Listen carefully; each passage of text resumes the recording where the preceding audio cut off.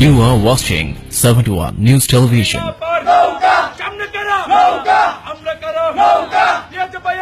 আসন্ন কুমিল্লা সিটি নির্বাচনে নৌকা প্রতীকে পেয়ে প্রধানমন্ত্রীর প্রতি কৃতজ্ঞতা প্রকাশ করেছেন আওয়ামী লীগ মনোনীত প্রার্থী আঞ্জুম সুলতানা সীমা।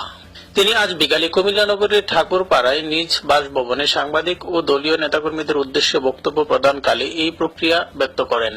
এ সময় তিনি বলেন, আমাকে নৌকা প্রতীক দেওয়ার মধ্য দিয়ে আমার পিতা বর্ষিয়ান আওয়ামী লীগ নেতা আফজাল খানের দীর্ঘ রাজনীতি ও দলের প্রতি যে ত্যাগ রয়েছে তার যথার্থ মূল্যায়ন করেছেন মাননীয় প্রধানমন্ত্রী শেখ হাসিনা। আঞ্জুম সুলতানা সীমা আরও বলেন, নেত্রী আমার প্রতি আস্থা রেখেছে, আমাকে বিশ্বাস করে যে প্রতীকটি আমাকে দিয়েছে তার প্রতি যথাযথ শ্রদ্ধা রেখে কুমিল্লা সিটি নির্বাচনের হারানো সিটি উদ্ধার করে তাকে উপহার দেব।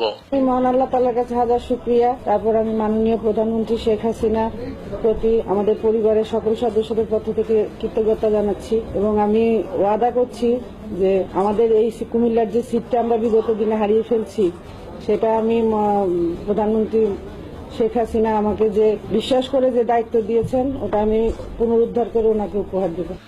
এ সময় শত শত নেতাকর্মী উল্লাসে ফেটে পড়েন। কুমিল্লা থেকে S M Masud Rana, 71 news TV.